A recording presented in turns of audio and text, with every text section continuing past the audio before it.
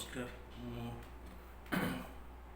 सुप्रभात मु विश्वरंजन महांती आपण मान मंगल कामना करी कविर कथार किछि कथा किछि व्यर्थ आपण मान निकट उपस्थापना करुछि। जीवनटा एमती गोटे प्रतियोगिता एठी मनुष्य ही मनुष्यर प्रतिद्वंदी समस्ते जीवन रास्तार दौड़ लगाई था जो मनुष्य थकी जाती दुनियार भिड़े से हारी जाती। यही दुनियार भिड़े मुझे एक क्षुद्र कविताटी मुझे भेटी दूची। कवितार शीर्षक हूँ करे उपहास। प्रतिदिन जीवन को हत्या करी खाली ए जीवन बंची अच्छी मु बंची बोली वास्तवता नहीं किछि आउ ए जीवन सरुनी बोली समय सारे अकारणे बांधी थाए चौपाशे सहनशीलता अनुभव करिपरे सूक्ष्म शीतलता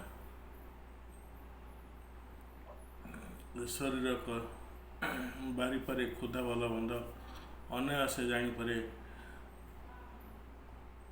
दुख सुख द्वंद्व निर्बोध परी खोजे करम लेखा को पढ़ी पढ़ी ना ए जीवन जाकू न मानी बारण लुहे घटाई प्लावन नथाई कारण कहे